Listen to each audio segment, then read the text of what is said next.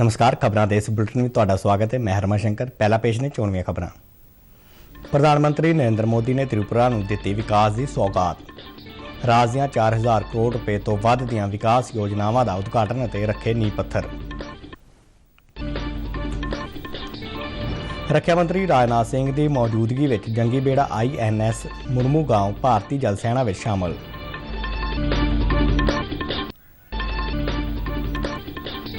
सूचना ते प्रसारण मंत्री अनुराग सिंह ठाकुर वालों पाकिस्तान के विदेश मंत्री की प्रधानमंत्री नरेंद्र मोदी खिलाफ टिप्पणी की निखेधी।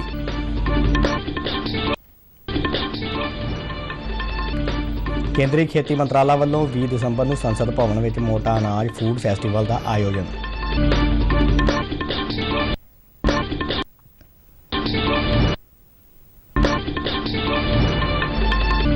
उत्तरी भारत में ठंड की पकड़ हुई मजबूत।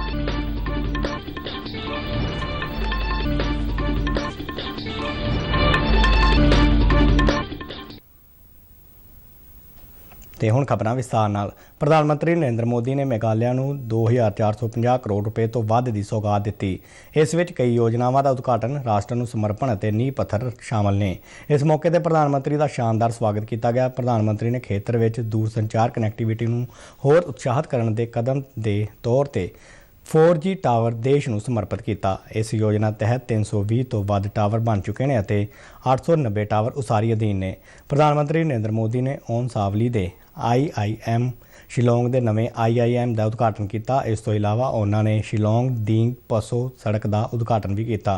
यह योजना शिलोंग सैटेलाइट टाउनशिप नूं वधिया संपर्क प्रदान करने के नाल मोटर गड्डियां की भीड़ तो मुक्त करेगी। नाल ही प्रधानमंत्री ने मेघालय, मणिपुर और अरुणाचल प्रदेश 3 राज्यों में कई होर सड़क योजनावां का उद्घाटन किया। प्रधानमंत्री मोदी ने शिलोंग मशरूम विकास केंद्र में एक लैबोरेटरी का उद्घाटन किया। यह योजना मशरूम के उत्पादन वधाउण दे नाल किसानां ते उद्यमियां नूं मुहारत सिखलाई भी प्रदान करेगा। इस तो इलावा मेघालय में एकीकृत मधुमक्खी पालन विकास केंद्र की भी शुरुआत की गई। उन्होंने मिजोरम, त्रिपुरा, मणिपुर और असम में 21 हिंदी लाइब्रेरियां का उद्घाटन भी किया। इंफ्रास्ट्रक्चर के लिए केंद्र सरकार 7 लाख करोड़ रुपया खर्च कर रही है, जबकि 8 वर्ष पहले ये खर्च 2 लाख करोड़ रुपए से भी कम था। यानी आजादी के 7 दशक बाद भी सिर्फ 2 लाख करोड़ रुपए तक पहुंचे और 8 वर्षों में लगभग 4 गुना क्षमता हमने बढ़ाई है।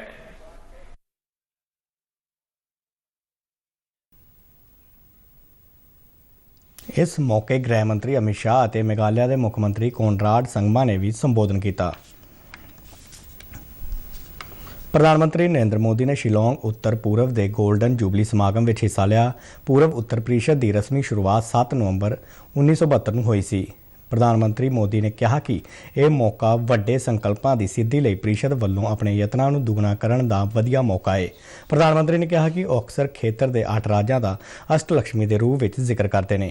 ਮੋਦੀ ਨੇ ਕਿਹਾ ਕਿ ਸਰਕਾਰ ਨੂੰ ਪੂਰਬ ਉੱਤਰ ਦੇ ਵਿਕਾਸ ਲਈ 8 ਬੁਨਿਆਦੀ ਸਤੰਭਾਂ ਸ਼ਾਂਤੀ, ਬਿਜਲੀ, ਸੈਰ ਸਪਾਟਾ, 5G ਕਨੈਕਟੀਵਿਟੀ, ਸੰਸਕ੍ਰਿਤੀ, ਕੁਦਰਤੀ ਖੇਤੀ, ਖੇਡ ਸਮਰੱਥਾ ਤੇ ਕੰਮ ਕਰਨਾ ਚਾਹੀਦਾ ਹੈ। उन्होंने कहा कि उत्तर पूर्व दक्षिण पूर्वी एशिया ਲਈ देश का प्रवेश द्वार है और पूरे देश के विकास का केंद्र बन सकता है और इस खेत्र की इसी समर्था को साकार करने लिए भारती, म्यांमार, थाईलैंड दुवल्ले राजमार्ग और अगरतला अखौरा रेल मार्ग वर्गियां योजनावां ते काम चल रहा है। उन्होंने कहा कि सरकार लुक ईस्ट की नीति को एक्ट ईस्ट 'च बदलने तो अगे वध रही है।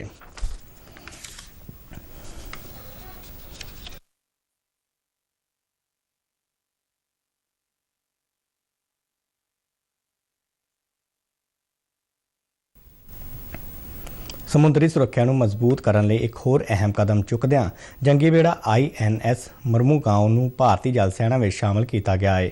ਇਸ ਜੰਗੀ ਬੇੜੇ ਨੂੰ ਭਾਰਤੀ ਜਲ ਸੈਨਾ ਵਿੱਚ ਸ਼ਾਮਲ ਕਰਨ ਦੀ ਰਸਮ ਰੱਖਿਆ ਮੰਤਰੀ ਰਾਜਨਾਥ ਸਿੰਘ ਨੇ ਅਦਾ ਕੀਤੀ। ਇਸ ਨੂੰ ਜਲ ਸੈਨਾ ਵਿੱਚ ਕਮਿਸ਼ਨ ਕਰਨ ਸੰਬੰਧੀ ਸਮਾਗਮ ਮੁੰਬਈ ਦੇ ਜਲ ਸੈਨਾ ਡੌਕ ਯਾਰਡ ਤੇ ਕੀਤਾ ਗਿਆ। मुरमू गांव का डिजाइन भारतीय जल सेना के स्वदेशी संगठन ने तैयार किया है। इस जंगी बेड़े की लंबाई 163 मीटर, चौड़ाई 17 मीटर और वजन 7400 टन है।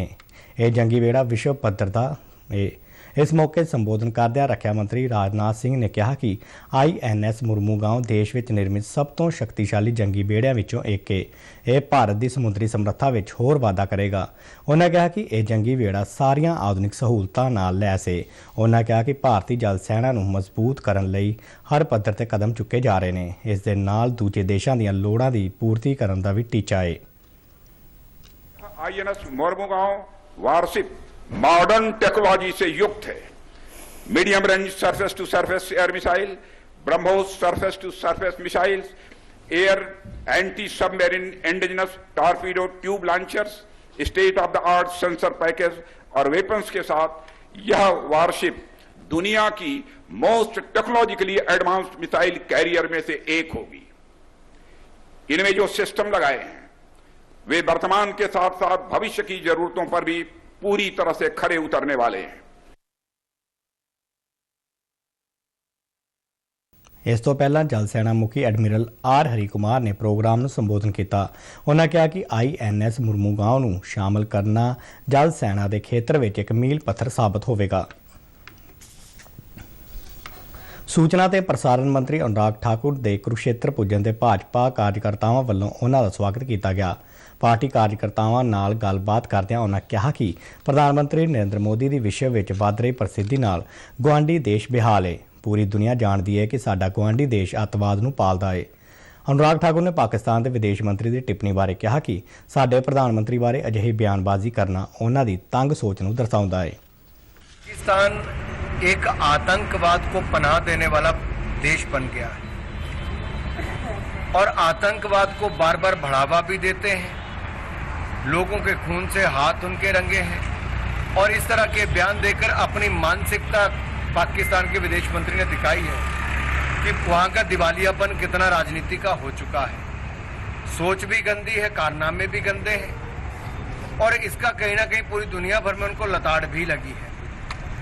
शायद वो भूल गए 1971 में, आज से 51 साल पहले भारत की सेना ने पाकिस्तान को धूल चटाई थी। 93,000 सैनिकों को हथियार। ਕੇਂਦਰੀ ਸਿਹਤ ਅਤੇ ਪਰਿਵਾਰ ਕਲਿਆਣ ਮੰਤਰੀ ਡਾਕਟਰ ਮਨਸੁਖ ਮਾਂਡਵੀਆ ਨੇ ਹੈਦਰਾਬਾਦ ਵਿੱਚ ਰਾਸ਼ਟਰੀ ਜੀਵ ਆਯੁਰਵਿਗਿਆਨ ਖੋਜ ਜਾਨਵਰ ਸਰੋਤ ਸੁਵਿਧਾ ਵਿੱਚ ਇੱਕ ਨਵੇਂ ਅਤਿ ਆਧੁਨਿਕ ਕੇਂਦਰ ਦਾ ਉਦਘਾਟਨ ਕੀਤਾ। ਇਹ ਰਾਸ਼ਟਰੀ ਸੁਵਿਧਾ ਕੇਂਦਰ ਹੈਦਰਾਬਾਦ ਦੇ ਜੀਵ ਟੈਕਨੋਲੋਜੀ ਖੇਤਰ ਜਪ ਨੌਮ ਵੈਲੀ ਵਿੱਚ ਸਥਿਤ ਹੈ।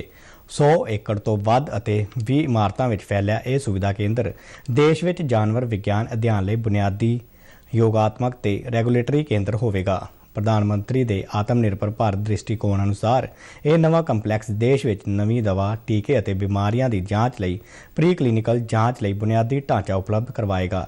ਕੇਂਦਰੀ ਮੰਤਰੀ ਨੇ ਇਸ ਮੌਕੇ ਤੇ ਕਿਹਾ ਕਿ ਖੋਜ ਅਤੇ ਨਵਾਚਾਰ ਦੀਆਂ ਨਵੀਆਂ ਪ੍ਰਮੁੱਖ ਸੰਸਥਾਵਾਂ ਖੋਲ੍ਹੀਆਂ ਜਾਣੀਆਂ ਚਾਹੀਦੀਆਂ ਨੇ। ਉਹਨਾਂ ਕਿਹਾ ਕਿ ਦੇਸ਼ ਨੂੰ ਫਾਰਮਾ ਕੇਂਦਰ ਬਣਾਉਣ ਲਈ ਯਤਨ ਕੀਤੇ ਜਾ ਰਹੇ ਨੇ। ਖੇਤੀ ਮੰਤਰਾਲਾ ਅਗਲੇ ਸਾਲ 2023 ਨੂੰ ਅੰਤਰਰਾਸ਼ਟਰੀ ਮੋਟਾ ਅਨਾਜ ਸਾਲ ਐਲਾਨੇ ਜਾਣ ਦੇ ਮੌਕੇ ਤੇ ਇਸ ਮਹੀਨੇ ਦੀ 20 ਤਰੀਕ ਨੂੰ ਸੰਸਦ ਭਵਨ ਵਿੱਚ ਪਾਰਲੀਮੈਂਟ ਮੈਂਬਰਾਂ ਲਈ ਮੋਟਾ ਅਨਾਜ ਫੂਡ ਉਤਸਵ ਦਾ ਆਯੋਜਨ ਕਰੇਗਾ। ਖੇਤੀ ਰਾਜ ਮੰਤਰੀ ਸ਼ੋਭਾ ਕਰੰਦਲਾਜੇ ਨੇ ਕੱਲ੍ਹ ਇਸ ਸੰਬੰਧ ਵਿੱਚ ਮੰਤਰਾਲਾ ਤੇ ਭਾਰਤੀ ਖੇਤੀ ਖੋਜ ਪ੍ਰੀਸ਼ਦ ਦੇ ਸੀਨੀਅਰ ਅਧਿਕਾਰੀਆਂ ਨਾਲ ਇੱਕ ਸਮੀਖਿਆ ਮੀਟਿੰਗ ਕੀਤੀ। ਮੋਟਾ ਅਨਾਜ ਫੂਡ ਉਤਸਵ ਦੇ ਦੌਰਾਨ ਮੋਟੇ ਅਨਾਜ ਤੋਂ ਬਣੇ ਖਾਣ ਵਾਲੇ ਪਦਾਰਥਾਂ ਦਾ ਪ੍ਰਦਰਸ਼ਨ ਕੀਤਾ ਜਾਵੇਗਾ। ਇਹ ਖਾਣ ਵਾਲੇ ਪਦਾਰਥ ਪਾਰਲੀਮੈਂਟ ਦੇ ਮੈਂਬਰਾਂ ਨੂੰ ਵੀ ਪਰੋਸੇ ਜਾਣਗੇ। ਹਾਲ ਹੀ ਵਿੱਚ ਸੰਯੁਕਤ ਰਾਸ਼ਟਰ ਵਿੱਚ ਫੂਡ ਅਤੇ ਖੇਤੀ ਸੰਗਠਨ ਨੇ ਇਟਲੀ ਦੇ ਰੋਮ ਵਿੱਚ ਅੰਤਰਰਾਸ਼ਟਰੀ ਮੋਟਾ ਅਨਾਜ 2023 ਨੂੰ ਸ਼ੁਰੂ ਕਰਨ ਲਈ ਸਮਾਗਮ ਆਯੋਜਿਤ ਕੀਤਾ ਸੀ। ਸੰਯੁਕਤ ਰਾਸ਼ਟਰ ਮਹਾਸਭਾ ਨੇ ਪ੍ਰਧਾਨ ਮੰਤਰੀ ਨਰਿੰਦਰ ਮੋਦੀ ਦੇ ਸਾਲ 2023 ਨੂੰ ਅੰਤਰਰਾਸ਼ਟਰੀ ਮੋਟਾ ਅਨਾਜ ਸਾਲ ਐਲਾਨੇ ਜਾਣ ਦਾ ਪ੍ਰਸਤਾਵ ਸਵੀਕਾਰ ਕੀਤਾ ਹੈ। 130 ਤੋਂ ਜ਼ਿਆਦਾ ਦੇਸ਼ਾਂ ਵਿੱਚ ਮੋਟੇ ਅਨਾਜ ਦੀ ਖੇਤੀ ਕੀਤੀ ਜਾਂਦੀ ਹੈ ਅਤੇ 50 ਕਰੋੜ ਤੋਂ ਵੱਧ ਲੋਕਾਂ ਦਾ ਇਹ ਰਵਾਇਤੀ ਭੋਜਨ ਹੈ। ਪ੍ਰਧਾਨ ਮੰਤਰੀ ਆਵਾਸ ਯੋਜਨਾ ਸ਼ਹਿਰੀ ਭਾਰਤ ਸਰਕਾਰ ਦਾ ਇੱਕ ਫਲੈਗਸ਼ਿਪ ਮਿਸ਼ਨ ਹੈ ਜੋ ਕਿ ਮਕਾਨ ਉਸਾਰੀ ਅਤੇ ਸ਼ਹਿਰੀ ਮਾਮਲਿਆਂ ਬਾਰੇ ਮੰਤਰਾਲਾ ਵੱਲੋਂ ਚਲਾਇਆ ਜਾ ਰਿਹਾ ਹੈ। ਯੋਜਨਾ ਤਹਿਤ ਆਰਥਿਕ ਤੌਰ ਤੇ ਕਮਜ਼ੋਰ ਵਰਗਾਂ, ਮੱਧ ਵਰਗ ਸ਼੍ਰੇਣੀਆਂ ਦੇ ਪਰਿਵਾਰਾਂ ਅਤੇ ਮਹਿਲਾਵਾਂ ਨੂੰ ਮਾਲਕਾਨਾ ਹੱਕ ਦੇ ਕੇ ਸੁਰੱਖਿਅਤ ਅਤੇ ਸਸ਼ਕਤ ਕੀਤਾ ਜਾ ਰਿਹਾ ਹੈ। ਯੋਜਨਾ ਅਧੀਨ ਮੋਗਾ ਜ਼ਿਲ੍ਹੇ ਦੇ ਸ਼ਹਿਰੀ ਖੇਤਰਾਂ ਵਿੱਚ ਕੰਮ ਜਾਰੀ ਹੈ। ਜ਼ਿਲ੍ਹੇ ਦੇ ਕੁੱਲ 1119 ਲਾਭਪਾਤਰੀਆਂ ਨੂੰ ਮਕਾਨ ਉਸਾਰੀ ਲਈ ਸਰਕਾਰੀ ਗ੍ਰਾਂਟ ਮੁਹੱਈਆ ਕਰਵਾਈ ਗਈ ਹੈ। ਜ਼ਿਲ੍ਹੇ ਦੇ ਜੁਆਇੰਟ ਕਮਿਸ਼ਨਰ ਕਿਸ਼ੋਰ ਚੰਦ ਬਾਂਸਲ ਨੇ ਜਾਣਕਾਰੀ ਦਿੰਦਿਆਂ ਦੱਸਿਆ ਕਿ 940 ਘਰਾਂ ਦੀ ਉਸਾਰੀ ਦਾ ਕੰਮ ਚੱਲ ਰਿਹਾ ਹੈ ਜਦਕਿ 239 ਘਰ ਬਣ ਕੇ ਤਿਆਰ ਹੋ ਚੁੱਕੇ ਨੇ। ਪ੍ਰਧਾਨ ਮੰਤਰੀ ਆਵਾਸ ਯੋਜਨਾ ਸ਼ਹਿਰੀ ਦੇ ਤਹਿਤ ਨਗਰ ਨਿਗਮ ਮੋਗਾ ਦੇ ਵਿੱਚ ਅੱਜ ਤੱਕ ਕੁੱਲ 1119 ਲਾਭਪਾਤਰੀਆਂ ਦੀ ਐਪਲੀਕੇਸ਼ਨ ਸਾਨੂੰ ਪ੍ਰਾਪਤ ਹੋਈਆਂ ਸਨ ਜੀ। ਇਹਦੇ ਵਿੱਚੋਂ 940 ਲਾਭਪਾਤਰੀਆਂ ਨੇ ਕੰਮ ਸਟਾਰਟ ਕੀਤਾ ਤੇ 239 ਲਾਭਪਾਤਰੀਆਂ ਦੇ ਮਕਾਨ ਪੂਰੇ ਹੋ ਚੁੱਕੇ ਆ। ਬਾਕੀਆਂ ਦਾ ਕੰਮ ਚੱਲ ਰਿਹਾ ਹੈ। ਅਸੀਂ ਜਿਸ ਸਟੇਜ ਦੇ ਤੋਂ ਇਹ ਕੰਮ ਚੱਲ ਰਿਹਾ ਹੈ ਉਸ ਸਟੇਜ ਦੇ ਅਨੁਸਾਰ ਸਟੇਜ ਵਾਈਜ਼ ਪੇਮੈਂਟ ਲਾਭਪਾਤਰੀ ਨੂੰ ਪਾ ਰਹੇ ਹਾਂ ਜੀ। ਇਸ ਦਾ ਜੋ ਪ੍ਰਧਾਨ ਮੰਤਰੀ ਆਵਾਸ ਯੋਜਨਾ ਸ਼ਹਿਰੀ ਦਾ ਮੇਨ ਮਕਸਦ ਹੈ ਬੇਘਰੇ ਬਿਨਾਂ ਛੱਤ ਤੋਂ ਲੋਕਾਂ ਨੂੰ ਛੱਤ ਦੇਣੀ। ਇਹ ਪ੍ਰਧਾਨ ਮੰਤਰੀ ਜੀ ਵੱਲੋਂ ਸਾਰੇ ਦੇਸ਼ ਦੇ ਵਿੱਚ ਚਲਾਈ ਜਾ ਰਹੀ ਹੈ। ਯੋਜਨਾ ਦੇ ਲਾਭਪਾਤਰੀਆਂ ਨੇ ਕਿਹਾ ਕਿ ਪ੍ਰਧਾਨ ਮੰਤਰੀ ਨਰਿੰਦਰ ਮੋਦੀ ਵੱਲੋਂ ਸ਼ੁਰੂ ਕੀਤੀ ਗਈ ਇਸ ਯੋਜਨਾ ਨਾਲ ਉਹਨਾਂ ਦੇ ਪਰਿਵਾਰਾਂ ਨੂੰ ਸਿਰ ਤੇ ਛੱਤ ਨਸੀਬ ਹੋਈ ਹੈ ਅਤੇ ਉਹਨਾਂ ਦੇ ਬੱਚਿਆਂ ਨੂੰ ਘਰ ਵਿੱਚ ਸਿੱਖਿਆ ਦਾ ਮਾਹੌਲ ਵੀ ਮਿਲਿਆ ਹੈ। मैं पहले किराए पर रहती थी, अब मेरे पति सैलून के काम करते हैं। हमारे पास इतने पैसे नहीं थे, फिर पता चला कि सरकार पैसे देते हैं तो 1,75,000 रुपये मिला है, तो फिर मेरा मकान अच्छा बन गया। प्रधानमंत्री नरेंद्र मोदी के धन्यवाद करते। ਕਿਰਾਏ ਦੇ ਧੱਕੇ ਖਾਂਦੇ ਅਸੀਂ ਸਾਨੂੰ ਪਤਾ ਲੱਗਿਆ ਕਿ ਸਰਕਾਰ ਨੇ ਸਾਡੇ ਵਾਸਤੇ ਸਕੀਮਾਂ ਕੱਢੀਆਂ। ਆ ਸੀਗੀ ਪ੍ਰਧਾਨ ਮੰਤਰੀ ਆਵਾਸ ਯੋਜਨਾ ਸਕੀਮ 1.5 ਲੱਖ 1,75,000 ਸਾਨੂੰ ਸਕੀਮ ਮਿਲਦੀ ਸੀਗੀ। ਅਸੀਂ ਸਰਕਾਰ ਦੇ ਬਹੁਤ ਧੰਨਵਾਦੀ ਹੁੰਦੇ ਆ ਕਿ ਸਾਡੇ ਗਰੀਬਾਂ ਵਾਸਤੇ ਇਹ ਸਕੀਮ ਕੱਢੀ ਆ। ਇੰਦਰਪ੍ਰਸਥ ਗੈਸ ਲਿਮਟਿਡ ਨੇ ਕੁਦਰਤੀ ਗੈਸ CNG ਦੀ ਕੀਮਤ ਵਿੱਚ 50 ਪੈਸੇ ਪ੍ਰਤੀ ਕਿਲੋਗ੍ਰਾਮ ਦਾ ਵਾਧਾ ਕੀਤਾ ਹੈ। ਨਵੀਆਂ ਦਰਾਂ ਅੱਜ ਤੋਂ ਲਾਗੂ ਹੋ ਗਈਆਂ ਨੇ। IGL ਦਾ ਕਹਿਣਾ ਹੈ ਕਿ ਕੁਦਰਤੀ ਗੈਸ ਦੀਆਂ ਕੀਮਤਾਂ ਵਿੱਚ ਵਾਧੇ ਦੇ ਕਾਰਨ ਇਹ ਫੈਸਲਾ ਕਰਨਾ ਪਿਆ ਹੈ। ਰਾਜਧਾਨੀ ਦਿੱਲੀ ਵਿੱਚ ਹੁਣ 1 ਕਿਲੋਗ੍ਰਾਮ CNG ਦੀ ਕੀਮਤ 29 ਰੁਪਏ 50 ਪੈਸੇ, ਜਦਕਿ ਨੋਇਡਾ, ਗ੍ਰੇਟਰ ਨੋਇਡਾ ਅਤੇ ਗਾਜ਼ੀਆਬਾਦ ਵਿੱਚ ਇਸ ਦੀ ਕੀਮਤ 82 ਰੁਪਏ 12 ਪੈਸੇ, ਗੁਰੂਗ੍ਰਾਮ ਵਿੱਚ 87 ਰੁਪਏ 99 ਪੈਸੇ, ਰੇਵਾੜੀ ਵਿੱਚ 99 ਰੁਪਏ 57 ਪੈਸੇ, ਰਾਜਸਥਾਨ ਦੇ ਅਜਮੇਰ ਪਾਲੀ ਵਿੱਚ 99 ਰੁਪਏ 83 ਪੈਸੇ, ਹਰਿਆਣਾ ਦੇ ਕਰਨਾਲ ਕੈਥਲ ਵਿੱਚ 88 ਰੁਪਏ 22 ਪੈਸੇ, ਉੱਤਰ ਪ੍ਰਦੇਸ਼ ਦੇ ਮੁਜ਼ੱਫਰਨਗਰ, ਸ਼ਾਮਲੀ ਅਤੇ ਮੇਰਠ ਵਿੱਚ 86 ਰੁਪਏ 79 ਪੈਸੇ ਪ੍ਰਤੀ ਕਿਲੋਗ੍ਰਾਮ ਹੋਵੇਗੀ। ਇਸ ਤੋਂ ਪਹਿਲਾਂ 8 ਅਕਤੂਬਰ ਨੂੰ CNG ਦੀ ਕੀਮਤ ਵਿੱਚ 3 ਰੁਪਏ ਪ੍ਰਤੀ ਕਿਲੋਗ੍ਰਾਮ ਦਾ ਵਾਧਾ ਕੀਤਾ ਗਿਆ ਸੀ। ਜ਼ਿਲ੍ਹਾ ਗੁਰਦਾਸਪੁਰ ਦੇ ਸਰਹੱਦੀ ਇਲਾਕੇ ਡੇਰਾ ਬਾਬਾ ਨਾਨਕ ਦੇ ਸਕੂਲੀ ਬੱਚਿਆਂ ਅਤੇ ਨੌਜਵਾਨਾਂ ਲਈ BSF ਵੱਲੋਂ ਹਥਿਆਰਾਂ ਦੀ ਪ੍ਰਦਰਸ਼ਨੀ ਲਗਾਈ ਗਈ। BSF ਦੀ 185ਵੀਂ ਬਟਾਲੀਅਨ ਦੇ ਡਿਪਟੀ ਕਮਾਂਡੈਂਟ ਮੰਥਨ ਸਿੰਘ ਨੇ ਜਾਣਕਾਰੀ ਦਿੰਦਿਆਂ ਦੱਸਿਆ ਕਿ ਇਸ ਮੌਕੇ ਤੇ BSF ਵੱਲੋਂ ਮੁਸਤੈਦੀ ਨਾਲ ਸਰਹੱਦਾਂ ਦੀ ਕੀਤੀ ਜਾਂਦੀ ਰਾਖੀ ਸੰਬੰਧੀ ਵਿਸ਼ੇਸ਼ ਡਾਕੂਮੈਂਟਰੀ ਫਿਲਮ ਵੀ ਦਿਖਾਈ ਜਾਂਦੀ ਹੈ। ਉਹਨਾਂ ਕਿਹਾ ਕਿ ਇਸ ਪ੍ਰਦਰਸ਼ਨੀ ਅਤੇ ਫਿਲਮ ਨੂੰ ਦਿਖਾਉਣ ਦਾ ਮਕਸਦ ਬੱਚਿਆਂ ਅਤੇ ਨੌਜਵਾਨਾਂ ਵਿੱਚ BSF ਪ੍ਰਤੀ ਵਿਸ਼ਵਾਸ ਦੀ ਭਾਵਨਾ ਨੂੰ ਮਜ਼ਬੂਤ ਕਰਨਾ ਹੈ ਤੇ ਦੇਸ਼ ਭਗਤੀ ਦਾ ਜਜ਼ਬਾ ਪੈਦਾ ਕਰਨਾ ਹੈ। ਉਹਨਾਂ ਕਿਹਾ ਕਿ ਇਸ ਦੌਰਾਨ ਨੌਜਵਾਨਾਂ ਨੂੰ BSF ਅਤੇ ਹੋਰਨਾਂ ਹਥਿਆਰਬੰਦ ਫੌਜਾਂ ਵਿੱਚ ਭਰਤੀ ਹੋਣ ਲਈ ਵੀ ਪ੍ਰੇਰਿਆ ਜਾਵੇਗਾ। ਮੰਥਨ ਸਿੰਘ ਨੇ ਇਸ ਮੌਕੇ ਤੇ ਸਰਹੱਦੀ ਇਲਾਕੇ ਦੇ ਲੋਕਾਂ ਨੂੰ ਅਪੀਲ ਕੀਤੀ ਕਿ ਪਾਕਿਸਤਾਨ ਵੱਲੋਂ ਆ ਰਹੇ ਡਰੋਨ ਜਾਂ ਡਰੋਨਾਂ ਰਾਹੀਂ ਸੁੱਟੀ ਜਾਂਦੀ ਸ਼ੱਕੀ ਸਮੱਗਰੀ ਸੰਬੰਧੀ ਉਹ ਤੁਰੰਤ ਸੁਰੱਖਿਆ ਬਲ ਦੇ ਜਵਾਨਾਂ ਨੂੰ ਸੂਚਿਤ ਕਰਨ। FIFA ਫੁੱਟਬਾਲ ਵਿਸ਼ਵ ਕੱਪ ਵਿੱਚ 2022 ਦੇ ਖਿਤਾਬੀ ਮੈਚ ਵਿੱਚ ਅੱਜ ਕਤਰ ਦੇ ਲੈਸੂਲ ਸਟੇਡੀਅਮ ਵਿੱਚ ਮੌਜੂਦਾ ਚੈਂਪੀਅਨ ਫਰਾਂਸ ਦਾ ਮੁਕਾਬਲਾ ਅਰਜਨਟੀਨਾ ਨਾਲ ਜਾਰੀ ਹੈ। ਮੈਚ ਦੇ ਪਹਿਲੇ ਹਾਫ ਤੱਕ ਅਰਜਨਟੀਨਾ ਦੀ ਟੀਮ ਨੇ 2-0 ਗੋਲਾਂ ਦੀ ਅਗੇਤ ਹਾਸਲ ਕੀਤੀ ਹੋਈ ਹੈ। ਮੈਚ ਦੇ 23ਵੇਂ ਮਿੰਟ ਵਿੱਚ ਅਰਜਨਟੀਨਾ ਦੇ ਸਟਾਰ ਖਿਡਾਰੀ ਲਿਓਨਲ ਮੈਸੀ ਨੇ ਪੈਨਲਟੀ ਰਾਹੀਂ ਮੈਚ ਦਾ ਪਹਿਲਾ ਗੋਲ ਕੀਤਾ। 36ਵੇਂ ਮਿੰਟ ਵਿੱਚ ਡੀ ਮਾਰੀਆ ਨੇ ਦੂਜਾ ਗੋਲ ਕਰਕੇ ਅਰਜਨਟੀਨਾ ਨੂੰ 2-0 ਦੀ ਅਗੇਤ ਦਿਵਾਈ। ਪੋਹ ਮਹੀਨੇ ਦੇ ਸ਼ੁਰੂ ਹੁੰਦਿਆਂ ਹੀ ਉੱਤਰੀ ਭਾਰਤ ਵਿੱਚ ਠੰਡ ਦਾ ਪ੍ਰਕੋਪ ਵੀ ਵੱਧਦਾ ਜਾ ਰਿਹਾ ਹੈ। ਸਵੇਰੇ ਅਤੇ ਸ਼ਾਮ ਦੇ ਤਾਪਮਾਨ ਵਿੱਚ ਕਾਫੀ ਗਿਰਾਵਟ ਦਰਜ ਕੀਤੀ ਜਾ ਰਹੀ ਹੈ। ਇਸ ਦੇ ਨਾਲ ਹੀ ਸੰਘਣੀ ਧੁੰਦ ਕਾਰਨ ਆਵਾਜਾਈ ਵੀ ਕਾਫੀ ਪ੍ਰਭਾਵਿਤ ਹੋ ਰਹੀ ਹੈ। ਸਵੇਰ ਸਮੇਂ ਸ਼ਹਿਰਾਂ ਦੇ ਬਾਹਰੀ ਖੇਤਰਾਂ ਵਿੱਚ ਧੁੰਦ ਪੈਣੀ ਸ਼ੁਰੂ ਹੋਈ, ਪਰ ਦਿਨ ਚੜ੍ਹਨ ਦੇ ਨਾਲ ਹੀ ਇਹ ਸੰਘਣੀ ਹੁੰਦੀ ਗਈ। ਵਾਹਨ ਚਾਲਕਾਂ ਨੂੰ ਕਈ ਥਾਵਾਂ ਤੇ ਦਿਨੇ ਹੀ ਲਾਈਟਾਂ ਜਗਾ ਕੇ ਸਫ਼ਰ ਕਰਨਾ ਪੈ ਰਿਹਾ ਹੈ। ਜਾਣਕਾਰੀ ਅਨੁਸਾਰ ਲੰਘੀ ਰਾਤ ਬਠਿੰਡਾ ਸਭ ਤੋਂ ਠੰਡਾ ਸ਼ਹਿਰ ਰਿਹਾ, ਜਿੱਥੇ ਤਾਪਮਾਨ 3.2 ਡਿਗਰੀ ਸੈਲਸੀਅਸ ਦਰਜ ਕੀਤਾ ਗਿਆ। ਇਸੇ ਤਰ੍ਹਾਂ ਅੰਮ੍ਰਿਤਸਰ 'ਚ 5 ਡਿਗਰੀ, ਫਰੀਦਕੋਟ ਵਿੱਚ 4.2, ਲੁਧਿਆਣਾ 'ਚ 5.2 ਅਤੇ ਪਟਿਆਲਾ ਵਿੱਚ 4.9 ਡਿਗਰੀ ਸੈਲਸੀਅਸ ਤਾਪਮਾਨ ਦਰਜ ਕੀਤਾ ਗਿਆ। ਮੌਸਮ ਵਿਭਾਗ ਅਨੁਸਾਰ ਤਾਪਮਾਨ ਵਿੱਚ ਅੱਗੋਂ ਹੋਰ ਗਿਰਾਵਟ ਆਉਣ ਦੀ ਸੰਭਾਵਨਾ ਜਤਾਈ ਗਈ ਹੈ। ਖਬਰਾਂ ਦੇ ਬੁਲਟਨ ਸਾਡੇ ਦਰਸ਼ਕ RNU DDK ਜਲੰਧਰ ਦੇ YouTube ਚੈਨਲ, Facebook ਪੇਜ ਅਤੇ Twitter ਹੈਂਡਲ ਤੇ ਵੀ ਦੇਖ ਸਕਦੇ ਨੇ। ਤੇ ਇਸ ਦੇ ਨਾਲ ਹੀ ਖਬਰਾਂ ਦਾ ਇਹ ਬੁਲਟਨ ਖਤਮ ਹੋਇਆ। ਇਜਾਜ਼ਤ ਦਿਓ, ਨਮਸਕਾਰ।